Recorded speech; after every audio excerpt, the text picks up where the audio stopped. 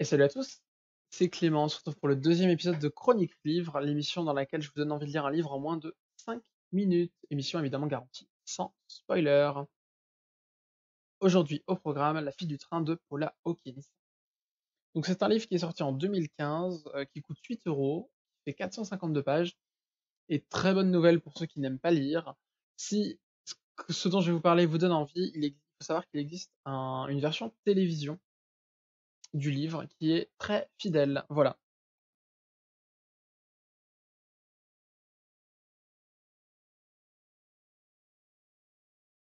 Alors, la quatrième de couverture. Entre la banlieue où elle habite et Londres, Rachel prend le train 2 fois par jour, à 8h04 le matin, à 17h56 le soir. Chaque jour, elle observe lors d'un arrêt une jolie maison en contrebas de la voie ferrée. Cette maison, elle la connaît par cœur, elle a même donné un nom à ses occupants, Jason et Jess. Un couple qu'elle imagine parfait, heureux comme Rachel et son mari ont pu l'être par le passé, avant qu'il ne la trompe, avant qu'il ne la quitte. Jusqu'à ce matin, où Rachel voit Jess dans son jardin avec un autre homme que Jason. La jeune femme aura-t-elle une liaison? Bouleversée de voir ainsi son couple modèle risquer de se désintégrer comme le sien, Rachel décide d'en savoir plus. Quelques jours plus tard, elle découvre avec stupeur la photo d'un visage désormais familier à la une des journaux. Jess a mystérieusement disparu. Ouh, ça donne envie. C'est un peu mystérieux et tout, c'est... Voilà.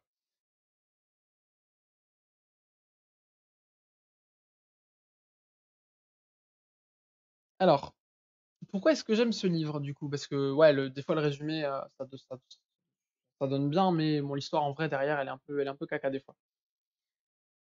Ce que j'aime dans ce livre, c'est que c'est un thriller, donc qui dit thriller dit enquête, donc on va avoir un personnage qui va mener une enquête, voilà, avec des petites révélations tout le long du livre, etc. Mais c'est pas seulement une enquête, et c'est ça que j'apprécie. On va avoir un petit peu une fenêtre sur la vie banale et parfois inintéressante des personnages du livre. Hem et on va avoir aussi une espèce de déconstruction, moi j'appelle ça comme ça, une déconstruction du mythe. C'est-à-dire qu'on va avoir des personnages qui vont imaginer et fantasmer d'autres personnages et on va découvrir en fait, au fur et à mesure du récit, que, la vision que les uns ont des autres, eh ben, elle est erronée, elle est biaisée. On on on imagine quelqu'un qu'on ne connaît pas, là, c'est le cas, par exemple, de Rachel qui imagine, Jason et Jess. Elle leur a donné un nom, elle les voit comme un couple parfait et cetera, alors qu'elle ne les connaît pas, alors qu'elle ne leur a jamais parlé et donc justement, quand elle va mener l'enquête, en fait, on va découvrir qui sont vraiment ces 2 personnes-là. Comment déjà est-ce qu'elles s'appellent vraiment? Parce qu'elles s'appellent pas vraiment comme ça. Et on va se rendre compte qu'en fait, bah, c'est des gens comme vous et moi, c'est des gens quelconques, des gens lambda avec des qualités, avec des défauts, avec des problèmes de couple, et cetera. Et donc on est bien loin du fantasme initial qu'elle s'imagine. Et ça, j'ai trouvé ça très très cool. Ce que j'aime bien aussi dans le livre, c'est le principe du récit croisé. Donc voilà, plusieurs personnages, plusieurs points de vue, plusieurs visions du monde et de l'histoire, et ça, c'est très cool. On va également avoir des flashbacks, voilà, régulièrement des flashbacks qui vont nous raconter l'histoire un petit peu avant l'histoire, et ça, c'est cool aussi.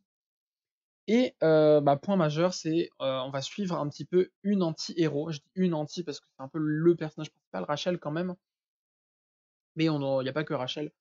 Mais Rachel, bah, c'est un personnage qui est alcoolique, qui est moche, qui est grosse, enfin, c'est pas moi qui le dis, hein, c'est le livre qui le dit. Donc c'est un personnage qu'on n'a pas vraiment envie de suivre au final et pourtant, bah, on va l'accompagner dans cette histoire un petit peu délirante qui va mener, bah, voilà, qui va nous emmener à un certain point. Et j'aime énormément le développement, le déroulé de l'histoire.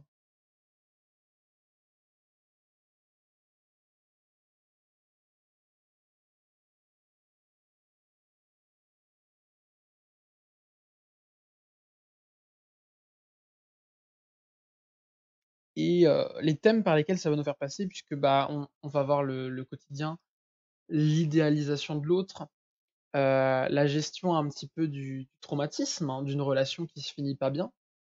Que bah là, c'est dit dans la quatrième de couverture, hein, Rachel, son mari, elle l'a perdu, il l'a trompé, elle s'est fait mettre à la porte, etc. Et il continue, bah ça c'est moi qui vous le dis, mais il continue à habiter dans la maison où ils étaient ensemble.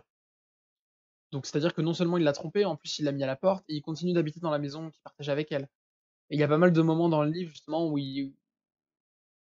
où ils disent que, bah, il couche avec sa nouvelle copine dans là où elle et lui avaient couché, donc il y a vraiment l'histoire du deuil de la relation, accepter la rupture et cetera avec une héroïne complètement barjot qui harcèle son ex-mari. Voilà, enfin, vous voyez le délire.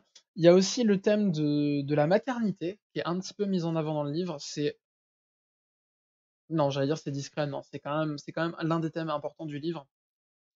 Devenir mère, assumer un enfant, même quand on est prêt, quand on n'est pas prêt.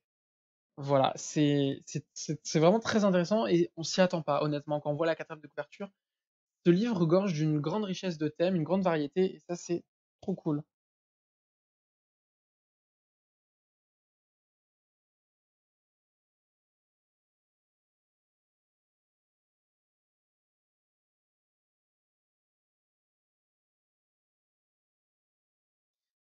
Bon, du coup, on va passer à mon avis sans spoil sur la fin. Hem, j'ai bien aimé la fin. J'ai vraiment bien aimé la fin. C'est le genre de fin que je préfère dans les livres. C'est ce que j'appelle une fin en entonnoir.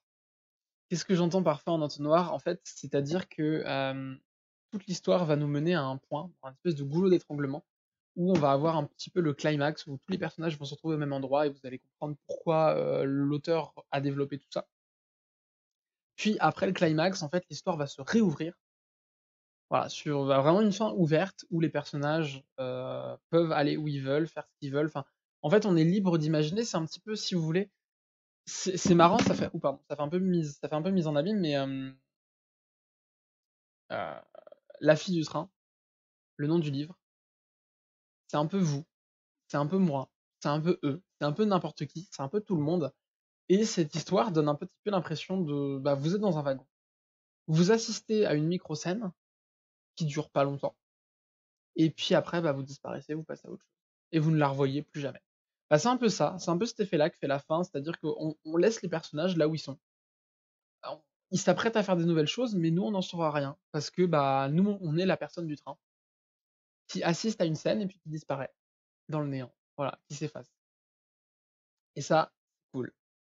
Donc voilà, c'était La fille du train. Je vous invite à le lire ou à aller voir le téléfilm. Moi, ça fait partie de mes bouquins phares, voilà, des bouquins que j'adore. Et bah, c'est très sympa, quoi.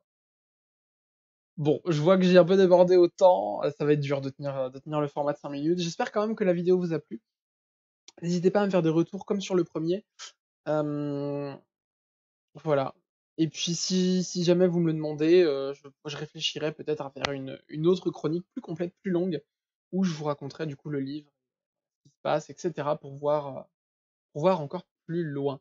Je vous remercie de m'avoir regardé, je vous fais des bisous à tous, c'était Clément. Ciao!